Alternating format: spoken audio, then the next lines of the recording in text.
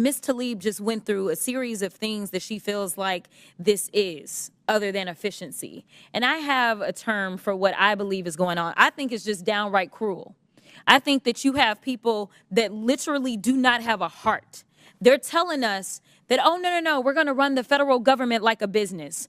Well, let me talk to you about the people that are allegedly running this business, because the federal government ain't a business. But let me clarify. If it was, I don't want it run like the president has run businesses. The president, it's my understanding, has filed bankruptcy 6 times. We don't have that luxury in the United States of America.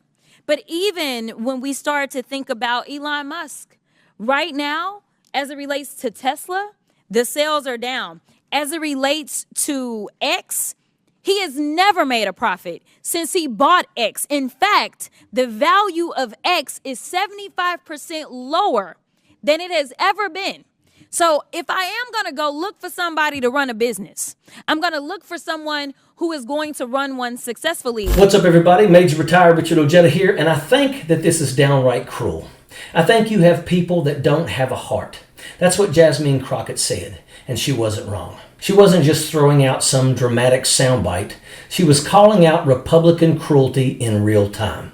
Congressional Republicans, again, as it's been stated, they don't care about government efficiency no more than they care about government services and programs that constituents rely on. And just like Elon is hiding from this committee, Republicans are now hiding from their constituents. Under the current Republican budget proposal, 166,000 people in the chairman's district could lose their Medicaid benefits, including more than 70,000 children. The same for the chairwoman of the DOJ subcommittee. Under the current budget proposal, 120,000 people in her district could lose Medicaid benefits, including 75,000 children. This is what efficiency looks like to Republicans, selling out their own constituents to pass tax cuts for their billionaire donors and friends. And rather than taking GAO's recommendations and discussing how Congress can help make federal employees and agencies more efficient, effective, and supported, they're firing probationary federal employees. Here's what's actually happening.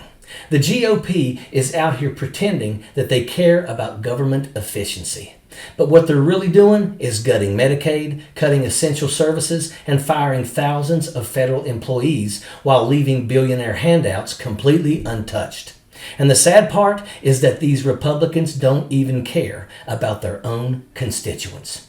In James Comer's district alone, 166,000 people are losing Medicaid. In March, the Trainwreck Greens district, another 120,000 are getting cut off, including 75,000 children.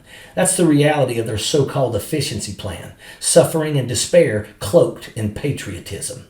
Because while they're slashing health care for working families, they're doing absolutely nothing about the billions of taxpayer dollars being funneled into the pockets of people like Elon Musk. There's not been any talk about cutting any of Elon's contracts, though. Not a one. Not that I'm aware of. Maybe you're aware of it, but you are aware that Elon has been getting money from the federal government for a number of years, correct? Yes. Okay. And it's my understanding that he has not made a recommendation to cut any of his money as we are trying to save money and save this country. She wasn't just making a statement. She was doing something even more dangerous for Republicans. She was getting their own witnesses to admit the truth. She got GAO Chief Gene Dodaro to say out loud what the GOP doesn't want to be said. That the biggest problem with government efficiency isn't too much spending, it's understaffing. That mass firings and budget cuts aren't making government work better. They're making it collapse. And that Congress could fix this, but Republicans won't, because dysfunction is the goal.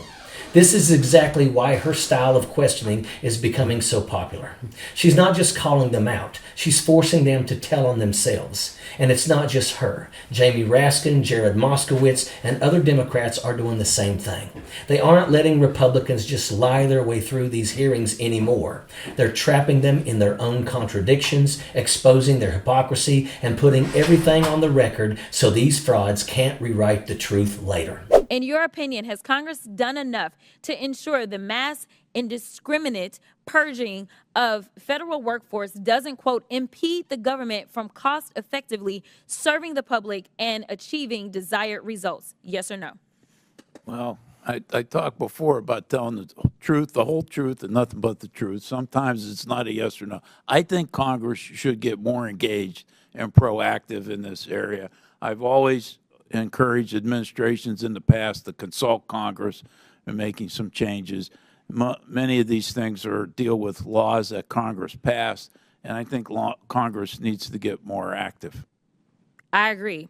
We need to do our constitutional duty, which is to conduct oversight. So again, I'm inviting Elon or anybody else that's a member of DOJ to come through and we can have a conversation. Yes, mass firings and budget cuts are making the government less efficient.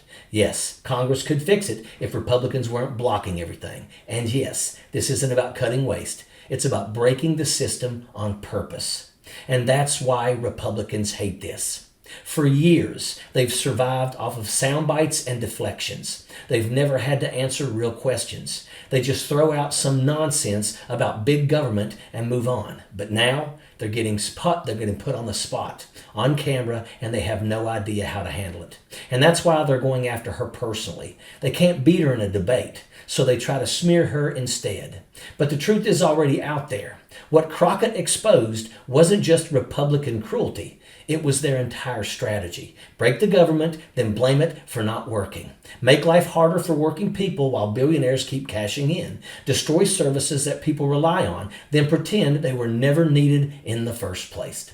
Elon Musk is the biggest welfare queen in America, and Republicans are bending over backwards to make sure his government handouts stay untouched. They love to talk about cutting spending, getting rid of waste, making the government more efficient. But somehow that conversation never includes the billions in taxpayer money that Musk has been raking in for years. And let's be clear, this isn't some genius businessman who built everything from scratch. Musk isn't self-made. His companies have been propped up by taxpayer money from the start. Tesla, government subsidies. SpaceX runs on NASA and Pentagon contracts. Twitter, a sinking ship that never turned a profit under him, but still managed to benefit from government ad dollars. If Republicans were serious about cutting waste, Musk would be first on the chopping block.